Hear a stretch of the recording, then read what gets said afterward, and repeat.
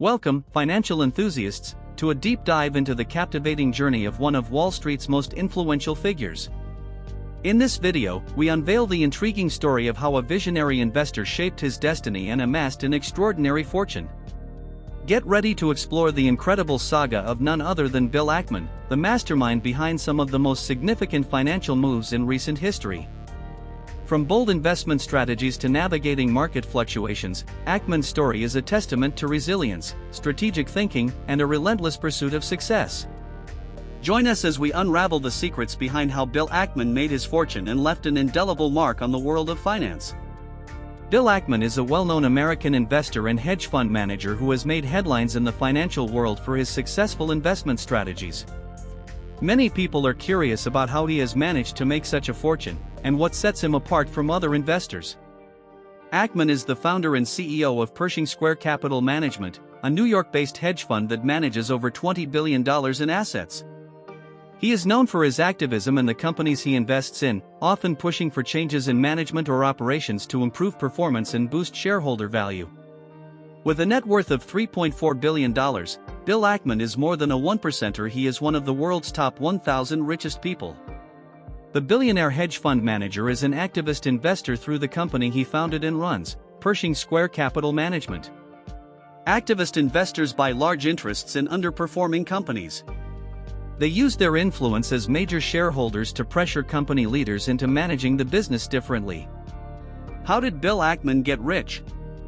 Ackman grew up in an affluent household in New York, the son of a commercial real estate mortgage broker. He went to Harvard to complete his undergraduate studies and stayed at the prestigious school to earn an MBA.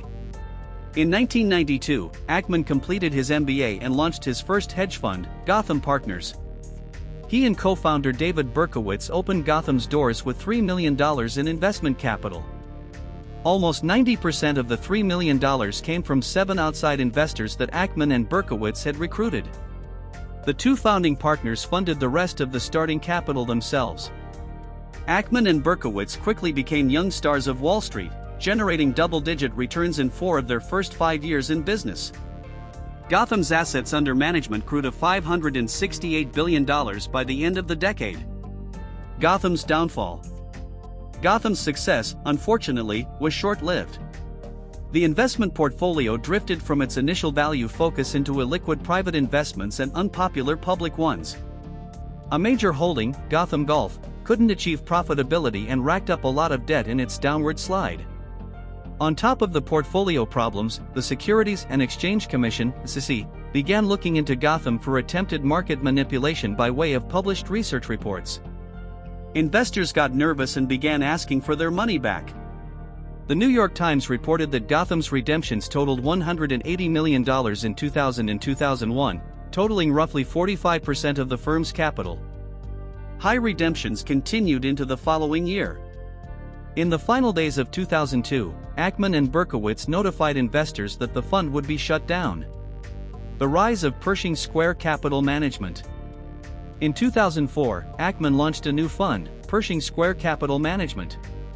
Pershing launched with $54 million, funded by Ackman personally and holding company Leucadia National. Today, Pershing's assets under management exceed $16 billion. MBIA. Ackman's first big win for Pershing was a position he opened with Gotham Partners. In 2002, Gotham bet on the failure of municipal bond insurer MBIA with a leveraged short position in credit default swaps (CDS).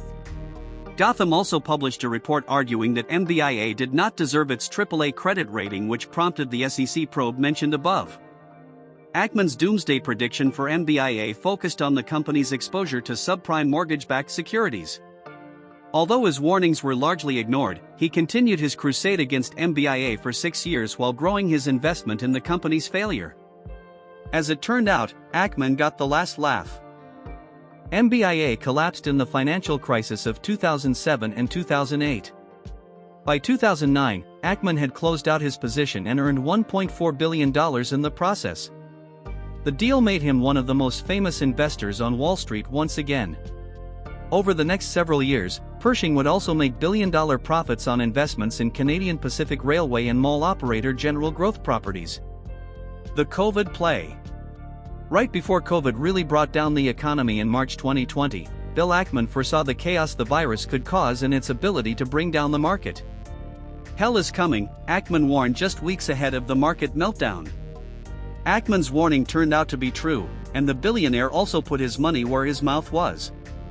In the weeks leading up to the first wave of lockdowns and the big market decline, Pershing purchased large amounts of credit protection, a type of notional hedge, on different kinds of global investment-grade and high-yield credit indices that perform well when the market struggles. Pershing paid $27 million on the premiums and commissions of the hedges and would go on to yield $2.6 billion in profits. Ackman said he saw an asymmetric opportunity because he managed to obtain the notional hedges when credit spreads were near all-time tight levels, making the risk on the bet very low. He would end up investing much of the proceeds in stocks that fell significantly during the early months of the pandemic, but that he believed would ultimately rebound. Buying bankrupt commercial real estate. Ackman didn't just go short during the Great Recession, he also found long opportunities after the crash as well. One of those was the Real Estate Investment Trust, REIT, General Growth Properties, one of the largest owners of shopping malls, which got acquired by another REIT in 2018 called Brookfield Property Partners, a subsidiary of Brookfield Asset Management. In 2009, General Growth Properties filed for bankruptcy after it couldn't refinance $27 billion in debt following the breakdown of the commercial mortgage-backed securities market. Pershing Square was part of an investor group that helped recapitalize the company and bring it out of bankruptcy. In 2014, after the company and mall industry in the US had recovered, Ackman sold more than $1 billion worth of shares and said the investment turned $60 million into $1.6 billion. What's in Bill Ackman's portfolio?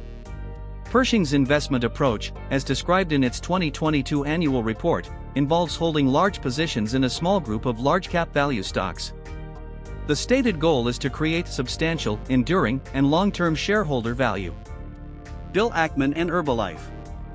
One of Ackman's most notorious losses at Pershing involved the healthcare supplement company Herbalife, HLF 6.38%.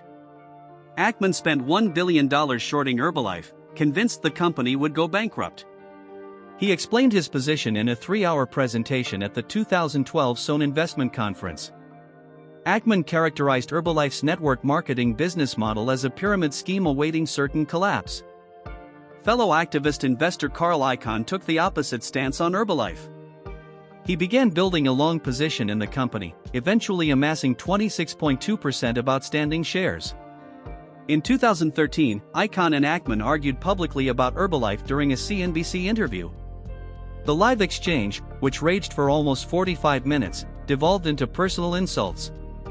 Icahn called Ackman a crybaby, liar, and loser, while Ackman labeled Icahn a bully with a poor reputation.